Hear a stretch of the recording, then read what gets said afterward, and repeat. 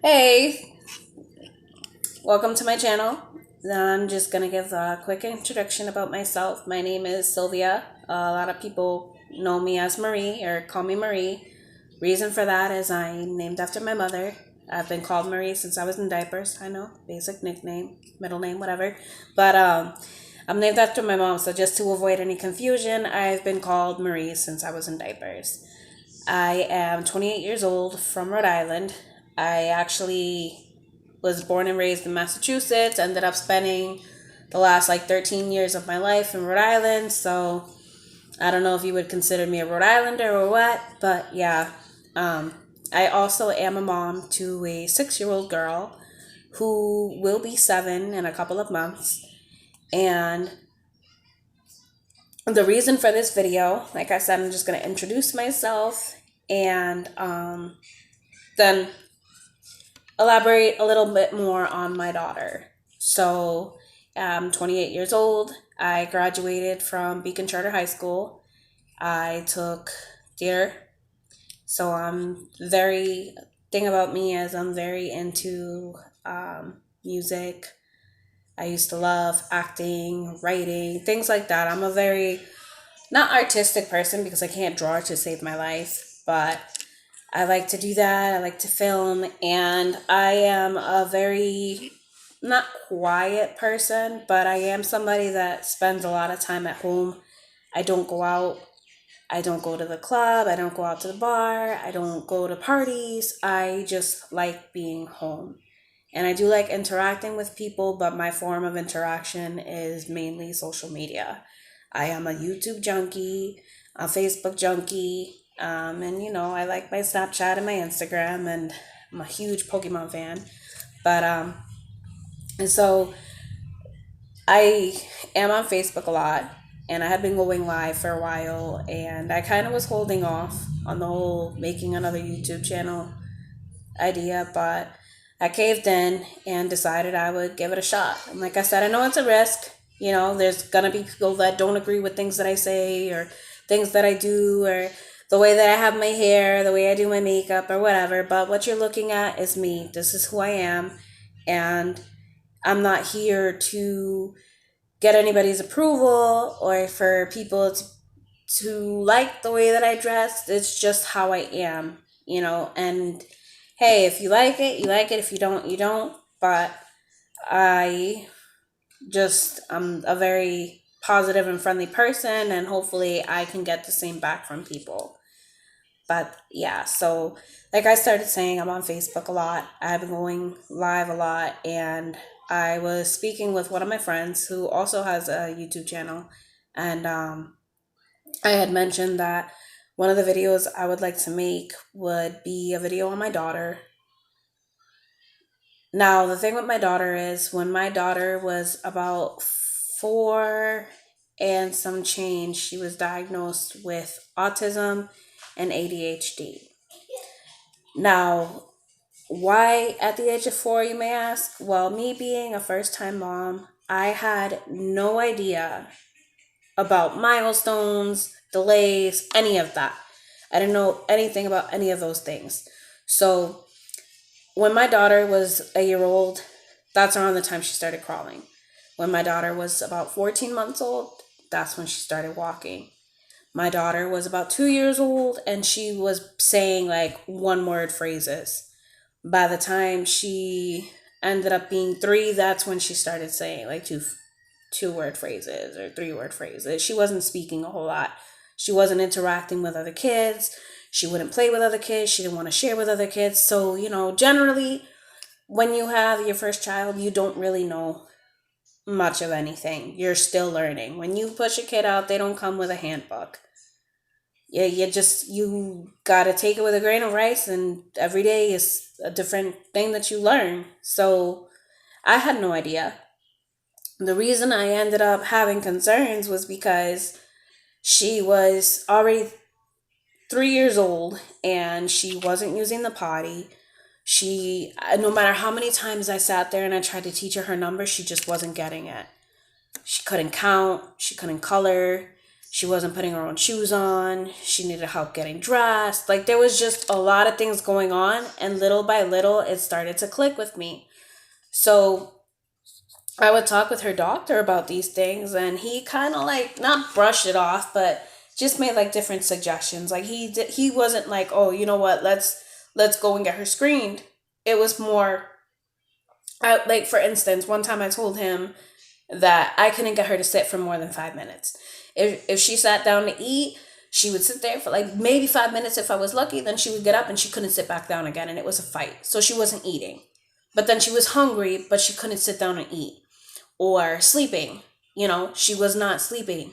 She would not sleep. Then it was, oh, just give her melatonin. I don't want to give her any medication, just give her melatonin, which was fine. But it's like things little by little started to show more, and I did start to get concerned. So, and it was difficult because, like I said, she wasn't talking that much, and she ended up going to daycare. And there was a situation that took place, and she wasn't speaking, so she couldn't tell me what was going on. So it was stressful because it's like, you don't want to be working, send your kid to a daycare or a school, and then your kid can't even tell you if something's going on. It's scary. So yeah, we kept going back and forth, going back and forth. And then finally one day he sat down with Abby in the room and tried to have a conversation with her and tried to observe her. And at that point, she was already 4. So this had been going on for like almost 2 years. He finally was like, I'm going to give you the referral. This place is going to call you. It was like a children's, like a counseling. It was a counseling place, a psychiatric office for children. So he said they were going to call me with the appointment. They were going to have me go. I was going to have to fill out some paperwork, whatever. And that they were going to go sit me down, talk with me about Abby. And then the next time they would go from there. So they call me, I go, and they call me into the room and they started asking me a bunch of questions. And I answered them to the best of my ability because there were some questions about her biological father's side of the family and that I don't know too much about. But I did. I tried to answer to the best of my ability. And then they told me that the next visit we were going to have, they were going to do a one-on-one screening with Abby. So I wasn't going to be allowed to, I wasn't allowed to be in the room, which was fine. At that point, it was like, just do what you have to do so I know what's going on and I know what steps to take, So I think it was like 2 weeks later or something like that, we go back and I had to fill out more paperwork. They were like, oh, this is the last time. And I remember it was like a stack like that big of paperwork that I had to fill out. So they were like, oh, well, you can fill the paperwork out while we bring her into the office and we do the screening. So I'm like, okay, that's fine. They weren't in there very long. It did not last very long. They ended up coming back out with her and they were like, it's just too much for her. We can't finish the screening. So they said based off of what they did get from her, they were going to sit down and discuss it and they would be sending me the results. Well, not sending me the results, but they were going to call me when the results were and I would come in and pick up the results. They were going to give me a paper copy. So I think like 3 weeks went by and I finally got a phone call. I was at work and I finally got a phone call and they said that the results were in and to come in and pick them up. So I took my lunch break, got in my car and drove over to go get the results. My lunch break was about an hour. It was a 10-minute ride there and a 10-minute ride back. So I still had about 40 minutes. So I figured while I was sitting in the car waiting for my break to end, I was going to open up the envelope and see what they said. So I remember having like a complete mental breakdown because I opened up the envelope and I started reading everything. There was a lot. I don't remember. I do have a copy of it at my mom's house. So the next video that I make, I can actually elaborate more. But they had diagnosed her with ADHD and autism. And they had done like her speech, her articulation, cognitive, like all different areas. And every single area that they tested her on, she had a delay in. I believe the delay had her at the age equivalency of a 2-year-old. and some of them was like a 1 year old, and I remember there was one that was like 18 months. So it was pretty devastating. It was pretty devastating because you as a parent, you feel like you're failing your kid, like you're not doing something right. And like I said, I was a first time mom. I didn't know really a whole lot, but I did try. I tried my hardest. So I did. I felt disappointed. I felt like I failed her.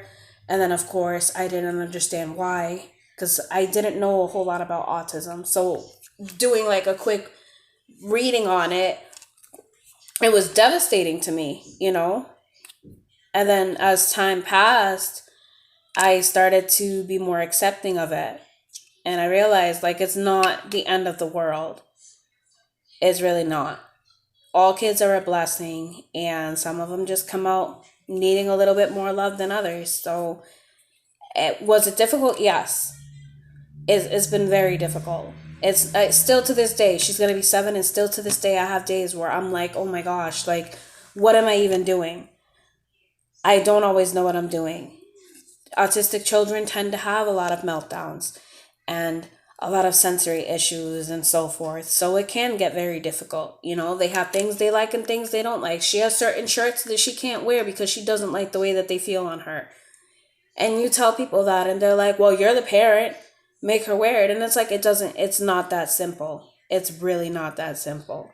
You know, that if I take her out to a store, I have to make sure that I'm in and out, because if I'm in the store for too long, all the noise, all the lights, just everything, it's too much for her. It's overwhelming. Because on top of all of that, when we came back home, I started trying to get her some more help. And last summer, last summer, the state ended up having me take her for further testing. And when they did the further testing, she had more diagnosis that ended up coming up.